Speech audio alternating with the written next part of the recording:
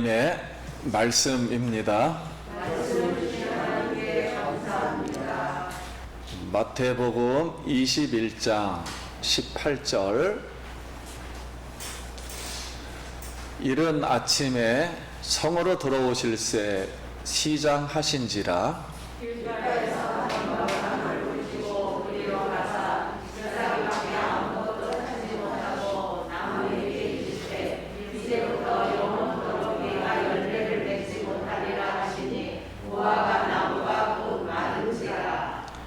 제자들이 보고 이상히 여겨 이르되 무화과 나무가 어찌하여 말랐나이까? 예수께서 대답하여 이르시되 내가 진실로 너희에게 이르노니 만일 너희가 믿음이 없고 의심하지 아니하면 이 무화과 나무에게 되는 일은 가능하니라. 이 성도로 들려 바다에 던져 지나면서도 될 것이요. 너희가 기도할 때 무엇이든지 믿고 구하는 것은 다 받으리라 하시니라. 아멘. 할렐루야. 성도님 만나서 반갑습니다. 우리 다시 한번 인사 옆 사람하고 하겠습니다. 한 주간 평안하셨습니까?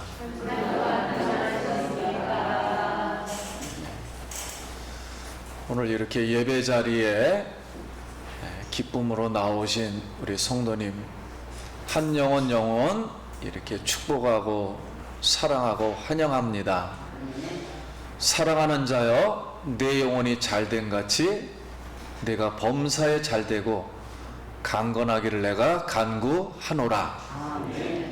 어제나 오리나 영원토록 동일하신 하나님의 은혜와 능력이, 또 하나님의 그 기름 부으심이 우리 성도님들 영혼과 마음 곳곳에 임해서 풍성한 하나님의 복이 넘치기를 기도드립니다.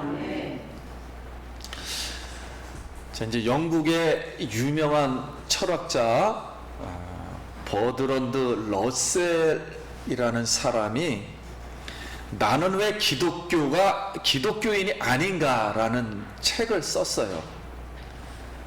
근데 이 책에 예수님이 무화과 나무를 보통 이제 저주한다 그러죠.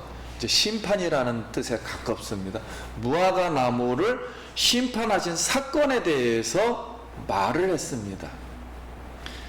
그러면서 무화과 나무 이 심판 사건은 예수 그리스도가 반드시 합리적이며 상식적이지 않는 것을 보여주기 때문에 나는 기독교인이 아니다, 이런 논리를 폈습니다. 그래서 기독교 신앙이 온전히 신뢰받을 만한 선의 신앙, 그런 신앙이라고 말하기 어렵다라고 이렇게 쓰면서 이 책을 썼어요.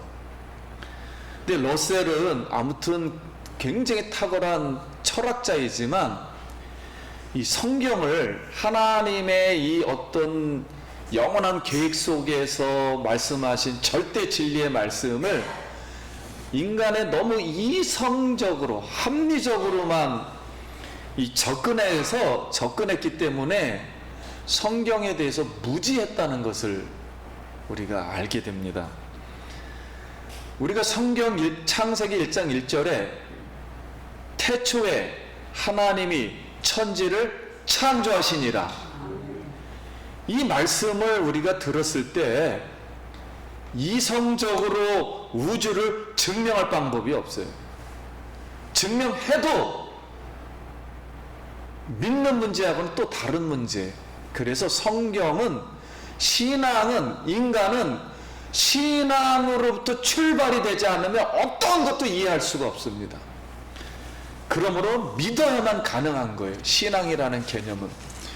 그래서 신앙은 성경의 말씀을 이걸 믿어서 소유하여 출발해서 믿음에서 믿음에 이르게 하나니, 믿음의 목적지, 즉 하나님의 천국에 이를 수 있다는 거예요. 그래서 이 성경 하나님 말씀의 계시를 우리 성도님들 믿음의 눈으로 보고 확신하고 소원하기를 바랍니다. 예수님이 무화과 나무를 이 심판하여 마르게 한 것을 행동계시라 그래요. 행동에서 뭘 보여주었다는 거예요. 그래서 이스라엘 백성을 깨닫게 하려고 어떤 특별 시험을 보이신 것입니다. 이것을 어디에서 했느냐? 예루살렘과 관련되어서 들어오시면서 이렇게 권세적으로 교훈을 했다는 거예요. 교훈도 말로 조용히 하는 게 있고 세게 하는 게 있고 명령하는 게 있고 다 다르거든요. 그러니까 권세로 해버렸다는 거예요. 능력으로. 그래서 마태는 성전 청소를 예수님이 하시는 이야기를 하다가 갑자기 무화과 나무 심판 사건을 얘기하다가 다시 성전 청소 사건으로 마무리를 했어요. 이거는 유대인들이 쓰는 문장의 기법이에요. A를 쓰다가 B 이야기를 하다가 갑자기 A-로 A로 마무리를 하는 거예요. 그래서 B가 중요하다라는 걸 강조하는 겁니다. 그러니까 지금 마태복음은 B가 중요하다는 거예요. 성전 사건과 뗄 수 없는 사건이지만 B, 무화과 나무 사건이 중요하다는 거예요. 근데 마가는 반대로 썼어요. 무화과 나무 이야기를 하다가 심판 사건을 하다가 성전 청소에 관한 걸 얘기하다가 다시 무화과 나무 이 사건으로 마무리를 하였습니다. 그러면 마가도 하나님의 성령의 감동에 의해서 쓴 거예요. 그러니까 성전 청소의 교훈을 마가는 강조를 했는데 당시의 현재, 그 당시 현재 이 성전에 와서 청소한다, 청결한다. 이 이스라엘의 지도자 백성 그리고 성전, 이 잘못된 탐욕적인 신앙, 즉 이 불이 성전뜰에서 환전을 하는 모습이 하나를 보면 다 알 수가 있는 거예요. 성전에서 왜 환전을 하게 되었는지, 그리고 비둘기를 왜 팔게 됐는지, 속죄 제물을 왜 이렇게 거기서 기도하는 곳에서 팔게 되었는지, 이걸 앞으로 심판한다는 행동적인 교훈입니다.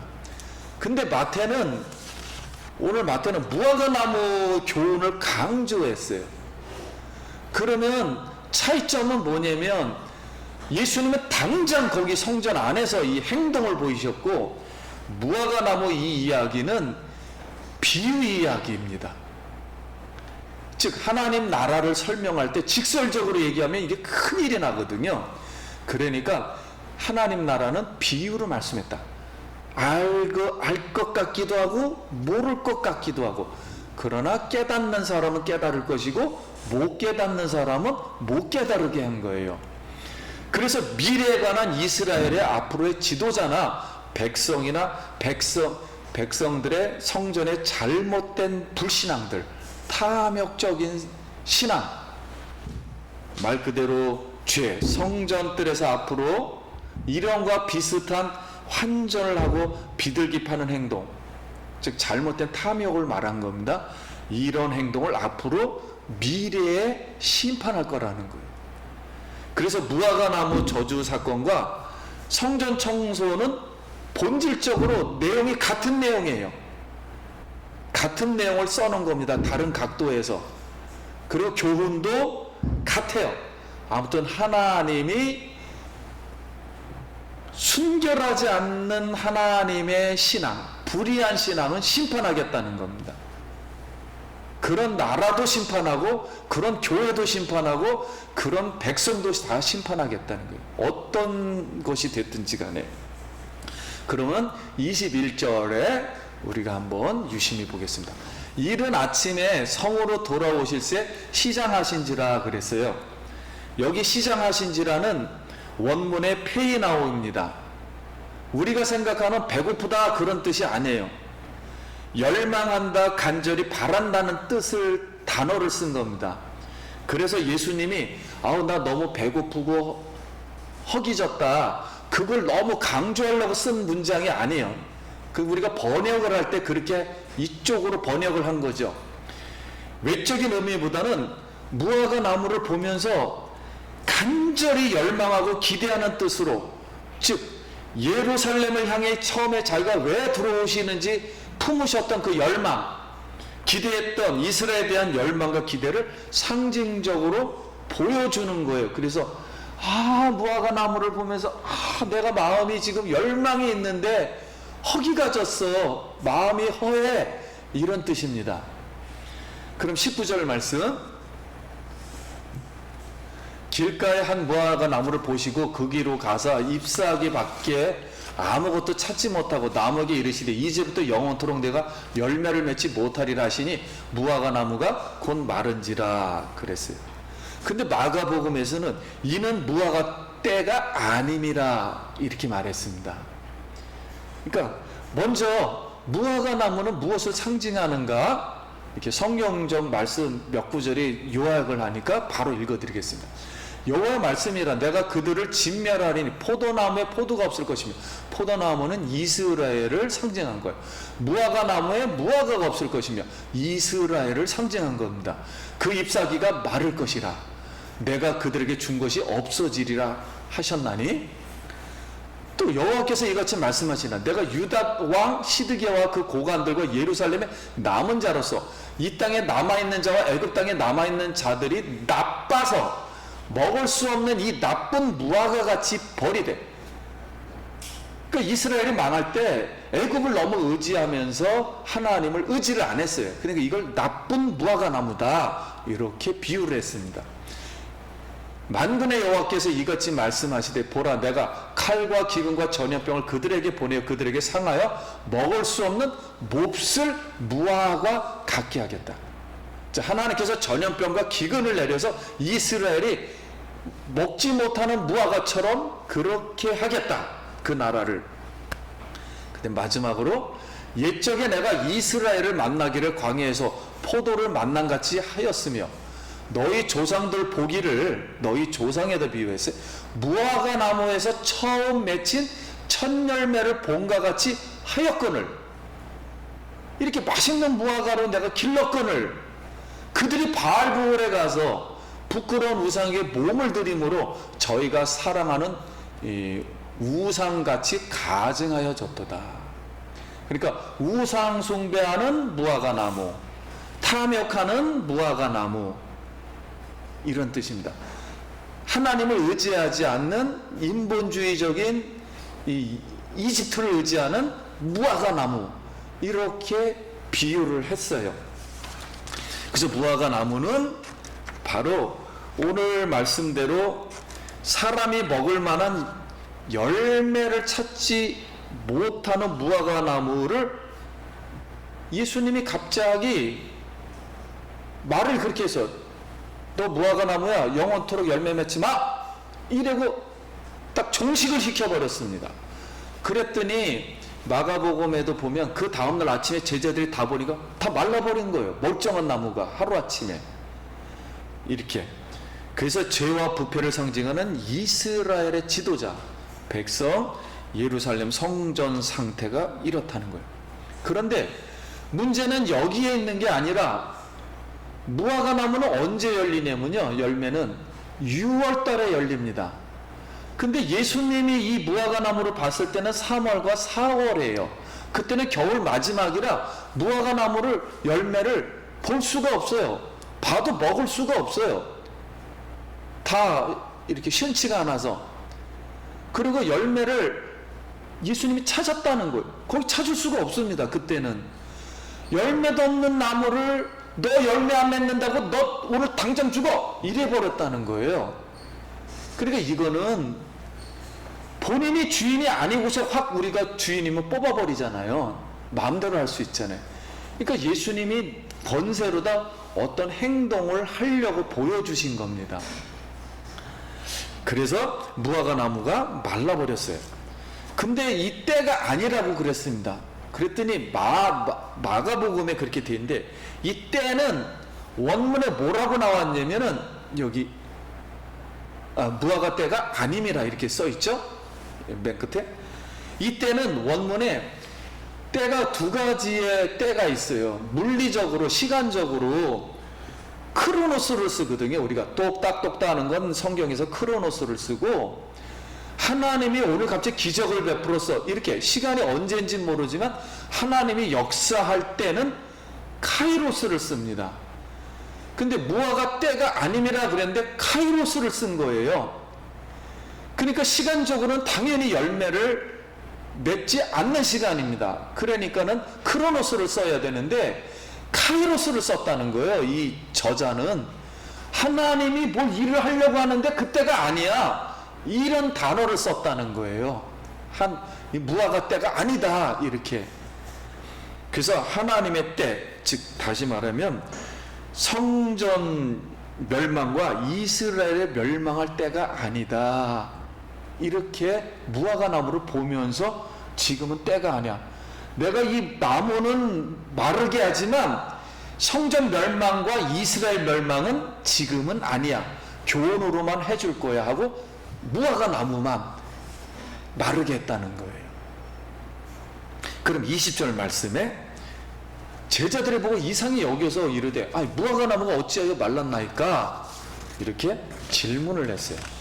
그래서 예수님의 권세 말대로 무화과 나무가 마르니까 제자들이 이상하게 여겼어요.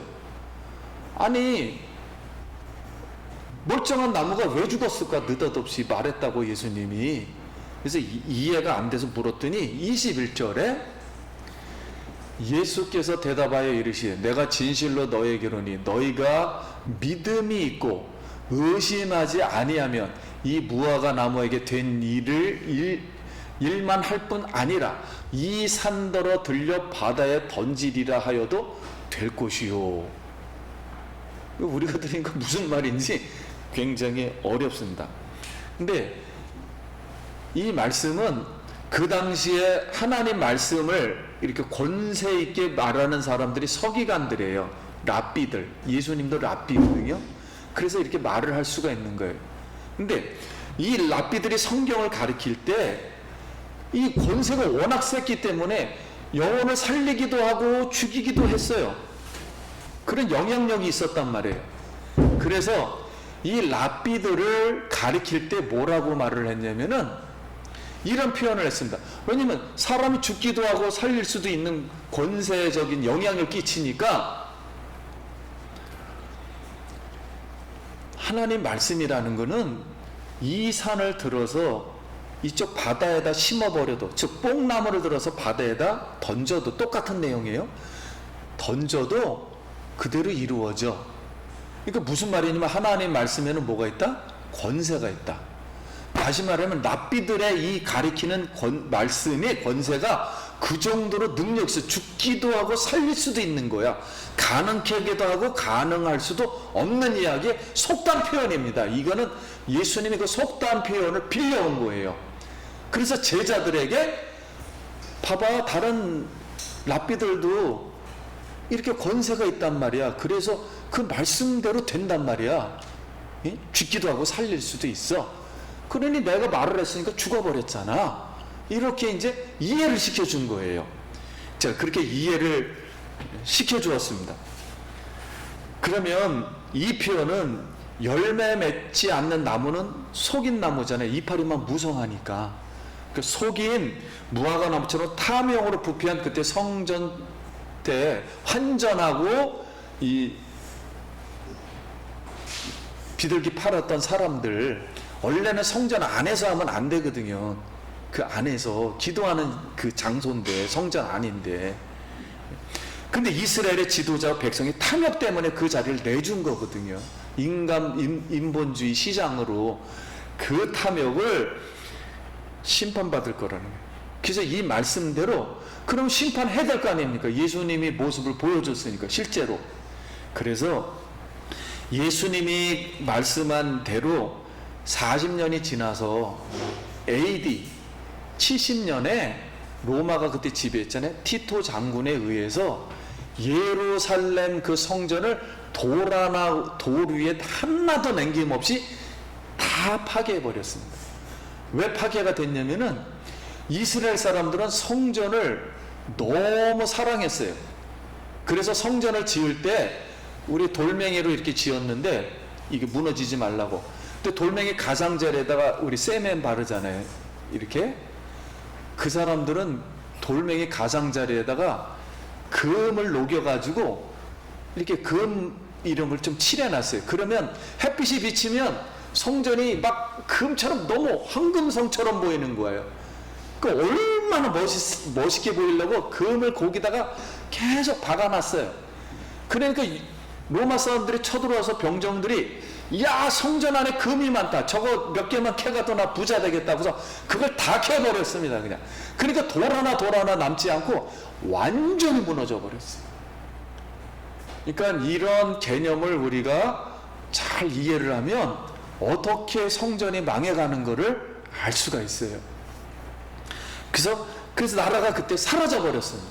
그리고 전 세계로 다 흩어졌어요. 그러니까 성전도 멸망하고 이스라엘 백성도 멸망했어요. 이것 때문에. 그래서 나라가 없어졌다가 그래서 이제 끝난 줄 알았어요. 우리도 끝난 줄 알았는데 2000년이 지난 1948년도에 이스라엘 나라가 갑자기 생기게 되었습니다. 느닷없이 이스라엘 나라가 갑자기 다시 생겼어요. 생겨서 그때 당시에 20만 명으로 나라를 세워줬는데 지금이 800만 명이 돌아왔어요. 전 세계에서. 이걸 알리야라 그럽니다. 그래서 성경에는 609절이 이스라엘 백성이 한 명도 남김없이 다 돌아온다. 그 말씀이 이루어졌다는 거예요. 그래서 이 내용도 마태복음에 다시 기록을 해놨습니다. 예수님이 마태복음 24장 32절 무화과 나무의 비유를 배우라. 그 가지가 연하여 지고 잎사귀를 내면 없었던 무화과 나무가 죽었던 나무가 갑자기 1948년도에 다시 살아났어요. 그래서 지금 연해지고 800만이 돼서 전 세계 지금 핵을 가진 나라 중에 하나 꼼짝 못해요. 유럽 15억이 꼼짝 못하는 나라가 될 정도로 잎사귀를 내고 있어요. 그러면 여름이에요. 지금 이렇게 되면 조금 있어 여름 되면 진짜 무화과 나무 열매를 맺어요. 이스라엘 나라 사람들이 열매를 맺을 거라는 거예요. 가까운 줄 알라. 여름이 가까운 줄 아나니 이와 같이 너희도 이 모든 일을 보거든. 우리가 지금 보고 있습니다. 보거든 인자가 예수님이 가까이 문 앞에 이른 줄 알라. 재림할 시간이 됐다. 이걸 깨달으라 하고서 2000년 전에 예언을 해주신 거예요. 그 당시에. 그래서 우리는 지금 이스라엘을 보면서 예수님 오시겠는데 오시면 여름이 가까운 줄 알았어요. 여름 되면 무화과 나무가 이제 열매를 맺어요. 그리고 유대인들이 엄청 예수를 믿을 겁니다. 우리가 그것만 확인하고 있는 거예요. 확인만 되는 순간 예수님 바로 오실 거예요. 그렇게 가까워졌다는 거죠. 지금이. 34절 하나 더 읽어드립니다. 내가 진실로 너에게 말하노니 이 세대가 지나가기 전에 이 일이 다 일어나리라. 그러니까 예루살렘 성전과 이스라엘 나라의 멸망을 하나의 세대 그 안에다 통으로 집어넣고서 그게 아직 안 끝난 거예요. 이 이스라엘의 세대가 이게 끝나면 이런 뜻이에요. 그 아직 안 끝났어요. 그게 지나가면 이런 일이 일어나. 천지는 없어질지언정 내 말은 없어지지 아니하리라 그랬습니다. 그러면 오늘은 우리가 무화과 나무 이 교훈을 배우면서 그러면 하나님이 예수님이 우리에게 원하시는 신앙은 무엇인가? 그 당시에 이스라엘 백성이 원했던 신앙, 오늘 우리에게 원했던 신앙은 무엇인가? 그런데 답을 간단히 주었어요. 그 22절입니다. 우리 같이 한번 요거는 읽어볼까요? 시작. 너희가 기도할 때 무엇이든지 믿고 구하는 것은 다 받으리라 하시니라. 아멘. 너희가 기도할 때, 그래서 우리가 이거는 제가 꼭 말씀을 드리고 싶어요. 귀담아 들으시길 바랍니다. 우리가 생각하는 기도와 우리 동양 사람, 한국 사람이 생각하는 기도와 유대인이 생각하는 기도는 전혀 다릅니다. 기도 개념 자체가 달라요. 우리는 기도할 때 내가 막 말을 뭐 문제 있는 거, 무슨 생각나는 거, 뭐 어려운 거 막 하나님 앞에 말을 하면 하나님이 그거를 보고서 열심히 하면 뭔가 하나님이 감동할 것 같으면 하나님이 받아줄 거다, 이런 식으로 이해를 해요. 근데 유대인들의 기도는 전혀 달라요. 개념 자체가 다릅니다. 무슨 뜻이냐면 여기 믿고 기도한다는 뜻은 테필린이라는 저런 단어예요. 저기 앞에 써있죠. 테필린이라는 단어예요. 저 테필린이라는 단어는 무슨 단어냐면 하나님의 말씀을, 율법이 613가지가 있잖아요. 이 창세기서부터 신명기에 613가지가 있어요. 이 하나님의 말씀을 지키고 경외한다는, 찬양한다는 거예요. 그걸 지켜서. 그래서 테필라라고 그럽니다. 그거를. 하나님 말씀을, 내가 율법을 다 지켜서 하나님 앞에 얼마나 영광이 돼요. 다 지키고 그랬으니까. 순종했으니까. 그래서 그때 하나님을 찬양한다, 경외한다 그랬을 때 테필라라 그래요. 근데 테필리는 무슨 뜻이냐면 찬양하고 찬양한다는 그 내용이 우리가 행동한 거, 생활 속에서 하나님 말씀을 실제로 순종하고 행동한 거는 기도라는 단어를 쓴 거예요. 하나님 앞에 올라가는 건 찬양이라는 단어를 쓴 거고, 실제 내가 하나님 말씀을 지키고 행동한 것은 기도라는 단어를 쓴 겁니다. 그래서 테필린으로 단어가 바뀌어요. 테필라에서 테필린으로. 그러면서 하나님이 이스라엘 백성에게 이 율법 613가지를 가장 쉽게 행할 수 있도록 교육의 말씀을 하셔요. 그게 바로 신명기 6장 4절부터 9절이에요. 우리는 그거를 그냥 유대인의 쉐마 교육이다 이렇게 많이 들어서 알고 있습니다. 유대인들의 교육은 이렇게 한다라고서 단편적으로 이해하는 거예요. 근데 이것은 하나님이 온 인류에게 가르쳐 주신 신앙교육이에요. 모든 믿는 사람은 이렇게 하나님을 사랑해야 된다라고 한 거예요. 이렇게 해야 된다. 그것이 6장 4절입니다. 제가 읽어보겠습니다. 이스라엘아 들으라. 왜 쉐마라는 것을 했냐면 들으라 뜻이 쉐마라는 뜻이에요. 들으라. 이스라엘 들으라. 우리 하나님 여호와는 오직 유일한 여호와이시니 너는 마음을 다하고 뜻을 다하고 힘을 다하여 내 하나님 여호와를 사랑하라. 오늘 내가 네게 명하는 613가지입니다. 이 말씀 토라라 그래요. 하나님 말씀을 너는 마음에 새기고. 그래서 유대인들의 교육 방법은 새기고입니다. 새기고. 이거는 한국식으로 말하면 암송한다는 거예요. 하나님 말씀을 들으라 그랬으니까 하나님 말씀이 들릴 리가 없죠. 딱 한 번 얘기해 주셨으니까, 직접 얘기한 적은 시내산에서. 지금도 우리도 하나님 말씀이 안 들려요. 어떻게 들을 수 있냐면 성경에 써놓은 것을 우리가 읽습니다. 태초에 하나님이 천지를 창조하시니라. 그러면 내가 말한 게 다시 들려요. 이렇게 하라는 거예요. 내가 말한 것을, 그게 하나님 말씀이니까 다시 들으라는 거예요. 그러니까 유대인들은 성경을 100% 암송합니다. 근데 암송을 할 때 그들은 음악이 없어요. 하나님이 음악을 가르쳐 주질 않았어요. 그래서 말이 음악 같기도 하고 말 같기도 해요. 그래서 막 소리를 막 냅니다. 그냥 태초에 하나님 천지를 창조하시라 이러니까 이게 음악 같기도 하고 말 같기도 하고. 그래서 이렇게 해서 하나님 말씀을 마음에 새기는 거예요. 외우는 겁니다. 그러니까 한마디로 외우는 거예요. 그래서 항상 통성이라 그러죠. 통성으로 성경을 읽지 속으로 묵상은 절대 안 합니다. 기도를 뭐 이렇게는 안 해요. 하지도 않거니와 하지도 않습니다. 아무튼. 그리고 이 말씀을 내가 들으면서 마음에 새기는 거예요. 그 새길 때 너는 자녀에게 부지런히 가르쳐 집에 앉아 있을 때든지 길을 갈 때든지 누워 있을 때든지 일어날 때든지 이 말씀을 강론할 것이며, 8절 마지막, 너는 또 그것을 네 손목에 메고 기호를 삼으며 네 미간에 붙여 표를 삼고, 마지막 네 문설주와 바깥문에 기록할지라. 그래서 저기 그림 있는 대로 그대로 지금은 유대인들 그대로 합니다. 저렇게 망토를 차고 여기다 하고 손에다 묶어버리고 미간에다 여기다 새기고, 진짜 문 앞에 가면은 성경 구절 하나씩 집어넣어요. 그래서 매일 나갈 때마다 성경 구절을 읽는 거예요. 거기 문설주에다 꽂으라니까, 저기 바깥문에 기록하라니까 꽂아요.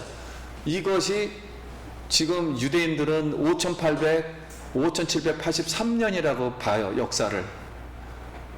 아담도 유대인이라고 보고 있습니다, 유대인들은. 그러면서 5783년 동안 이어져 내려온 거예요, 유대인들에게. 이렇게 교육을 시켜서 지금도 하나님을 사랑하고 있다. 그런데 아이러니하게도 그 구약을, 이 말씀을 기록하신 성령님이 이 그리스도였는데, 그분이 예수님으로 왔는데 그걸 몰랐다는 거예요. 이렇게 5000년 동안 외고 쓰고 그랬는데도. 그러니 하나님의 은혜 없이는 깨달을 수가 없어요. 이제 말씀을 마치려고 합니다. 그러면 오늘 우리는 어떻게 되는가?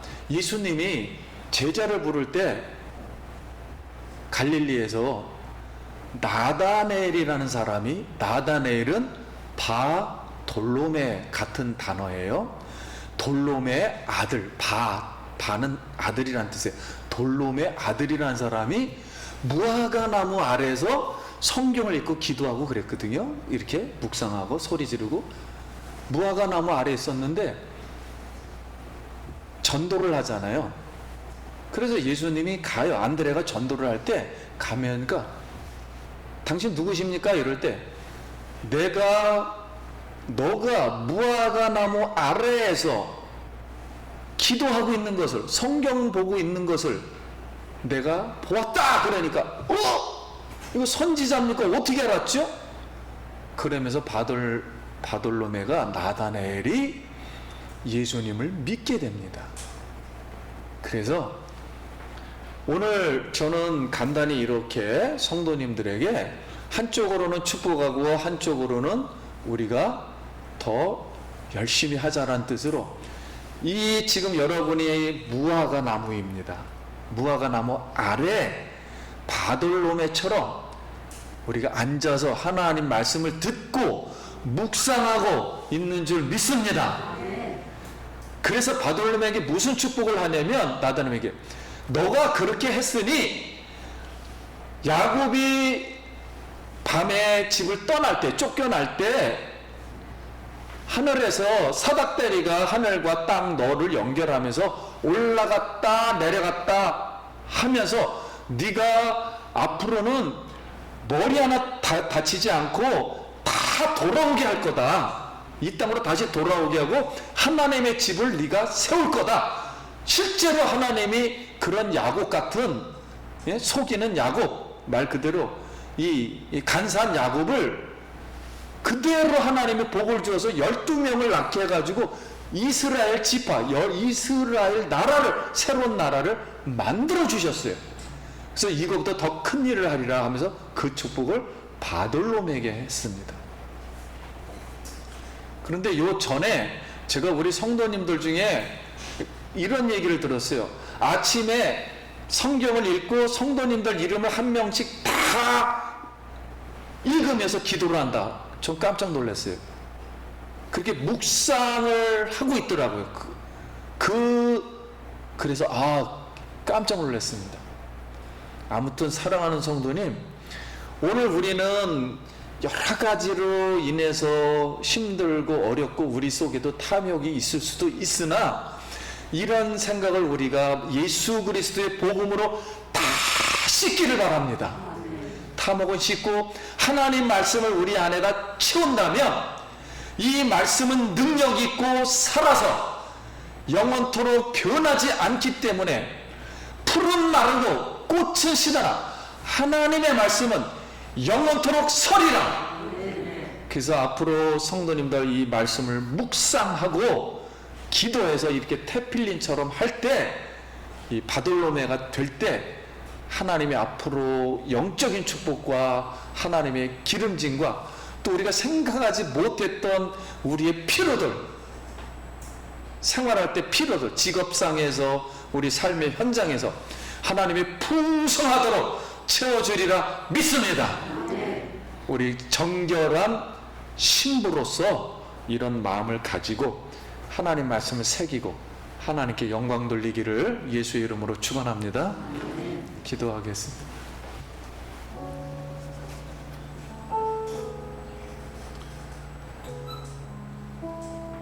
우리 이 시간 다 같이 여러분 예수의 이름으로 권세로 우리도 하는 것입니다. 내 속에 있는 탐욕을 십자가에 못 박고 예수 이름의 권세로다 우리 자녀들과 우리 생활과 내 자신과 우리 여러분들의 아내와 부모님들과 모두 축복해 주길 바랍니다. 그래서 손을 가슴에 이 시간 한번 얹고 머리에도 한번 얹고 이렇게 같이 한번 예수의 이름으로 기도하도록 하겠습니다. 기도합니다. 하나님 은혜를 감사합니다.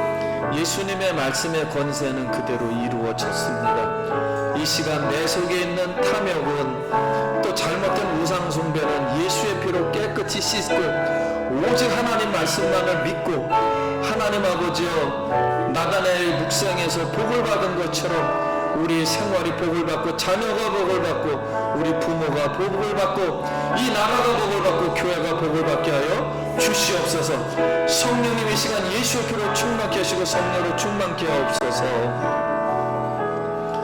여러분 크게 아멘 하시기 바랍니다. 살아계신 하나님, 사랑하는 성도님들이 예수 이름의 권세를 믿고 머리에 손을 얹고 가슴에 손을 얹었습니다. 우리가 잘못한 것, 탐욕스러운 것, 죄스러운 것, 쓴 것 예수 이름으로 명하노니 악한 것, 쓴 것, 더러운 것은 예수 이름으로 깨끗함을 받을지어다. 아멘. 우리 가정에 하나님 말씀으로 가득 채워 주시옵소서. 아멘. 그래서 하나님 우리가 묵상하고 하나님을 사랑하고 하나님 앞에 기도할 때 그대로 되게 하여 주시옵소서. 아멘. 지금보다도 만배 천배 하나님이 갚아 주시옵소서. 하나님의 세상이 어렵습니다. 그래도 하나님만을 믿을 때 하늘이 열리고 하나님께서 앞으로 우리 성도님들 가정, 자녀, 일터, 몸 건강까지 다 회복시켜 주실 줄 믿습니다. 성령님 도와 주시옵소서. 마음의 근심은 다 떠나게 하시고 하늘의 평화만 있게 하옵소서. 예수님 이름으로 기도합니다. 아멘.